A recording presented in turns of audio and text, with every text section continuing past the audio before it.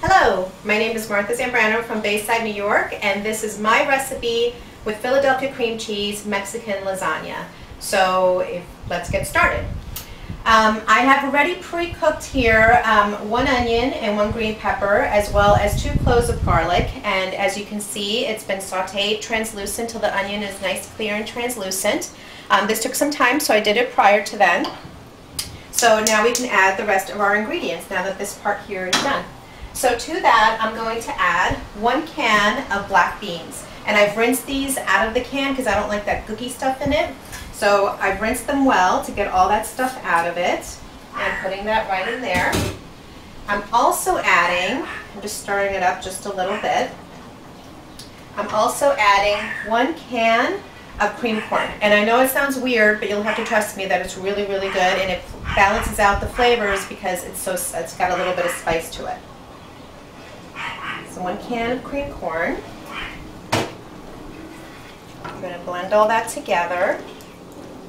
And what I'm doing here is the filling for the lasagna. So this is going to be the meat part. If it were an Italian lasagna, this would be the filling. This would be the meat part.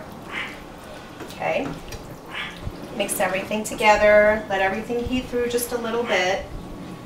And now I'm also going to add 1 cup of salsa sauce. And this could be any one that you prefer. If you want to make your own, a little crazy, but if you want to, knock yourself out. So I'm going to add 1 cup of salsa sauce. Again, blending all that together, making sure all of that is nicely incorporated. Okay. Looks a little bit like mush right now, but you'll see when we add all of the different condiments how that's going to change, and the chicken as well. Okay. That's pretty well blended. Okay, now we're going to add all of our spices before we add our chicken. And the reason is because this filling is actually going to flavor the chicken that I'm going to add to this. So to this we're going to add about a teaspoon and a half of cumin. About a teaspoon and a half of chili powder. I'm going to add, again, a teaspoon and a half, it's even of everything, of cayenne pepper. That could be a little spicy, so again, whatever works best for you and your family. I'm going to add a pinch of oregano, just a pinch. Dry oregano could be really strong, so just a pinch of oregano, maybe a little tiny bit more, there. And just a sprinkling of paprika, just a sprinkling. This is sweet paprika, this is not spicy paprika. And it's about half a teaspoon. Okay, mix it together. And this is what gives it its Mexican taste, is all the spices that we just added to it. And in a little bit, I'm going to, as soon as this is well incorporated, I'm going to taste it, see if it needs any more salt and pepper. Actually, I salt and pepper the onions and the green peppers when I cooked them. So I think it's time to add a little bit more salt and pepper to this now. And I kind of eyeball it. It's probably about a teaspoon or so of salt and half a teaspoon of ground pepper. Blend together. And it's almost the seasonings of a chili is kind of what I'm doing here. Anything that you would see in a traditional chili is probably going to be in this. So I'm just going to taste it. Make sure the seasonings are right. See if it needs any salt and pepper.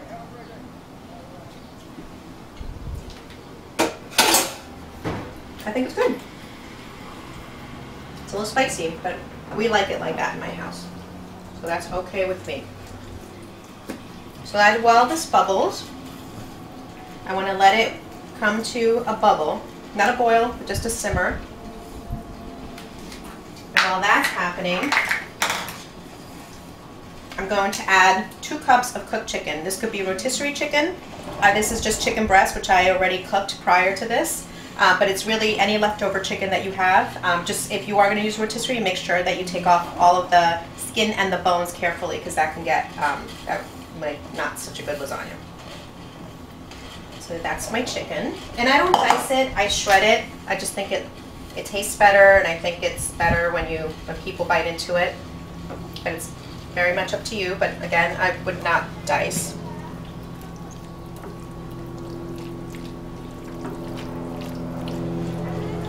So just incorporate everything, and after I add the chicken, I'm also going to taste it again to see if I need to add any more salt and pepper. I think it's okay because the spices are pretty strong, but you never know. So we'll taste it again after everything is well incorporated.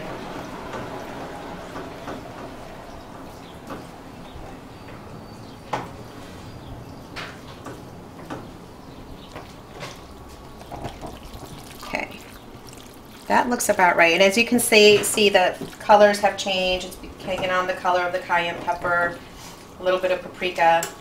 Again, that's sweet paprika, so it's not too spicy. Oops.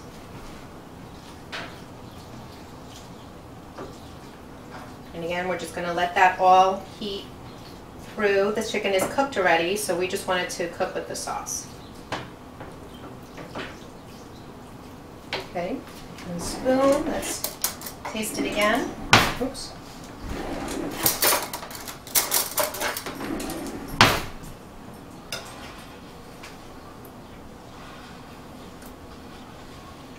Good. When you add the chicken, it actually tempers down the heat just a little bit, which is exactly what we want. Okay, while that's simmering, we're going to assemble our lasagna. This is a 15 by 9 pan, and I just find that it fits perfectly with the size of these tortillas. These are medium-sized flour tortillas, and I'm going to get these out and ready. But the star of our lasagna is our cream cheese. We're going to blend everything together, and I'm going to take about a half cup of salsa, maybe a little bit more, maybe a 3/4 cup of salsa. Okay, and I'm going to mix all that together. In total, you'll need about 2.5 cups of salsa by the time you're said and done with this dish. And you're just going to blend it all together.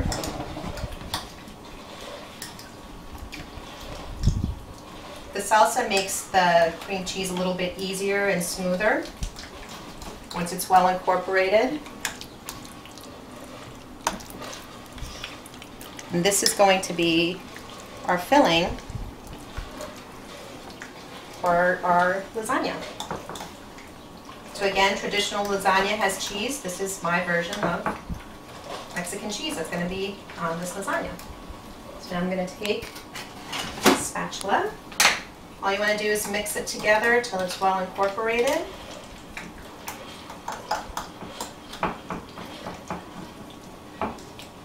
Okay, that looks about right. You don't want any white chunks or anything. And I'm also going to sprinkle some salsa on the bottom of the pan so it doesn't stick. I don't want my tortillas to stick along the bottom. I'm going to spread it around. This will make sure that nothing sticks to the bottom, and when you slice it, it'll be nice and even. Now I'm going to take my tortilla and I'm going to smear or spread my cream cheese and salsa mixture.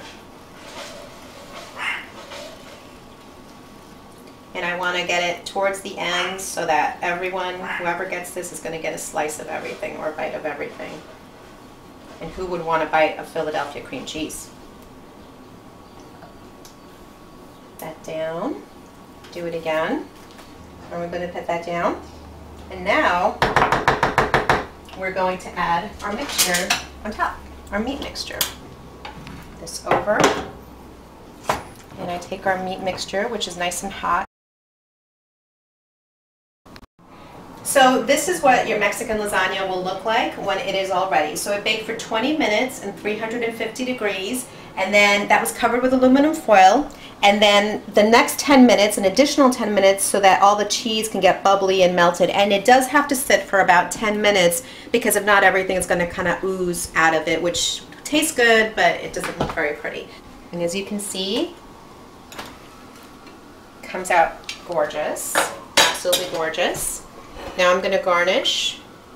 I'm going to add my avocado and my tomatoes and cilantro, and then a nice healthy dollop of sour cream. And then that's it. That's our Mexican lasagna made with Philadelphia cream cheese mixed with salsa, layered in between, and it's absolutely delicious. And that's it. Thank you once again, Marti Zambrano from Bayside, New York.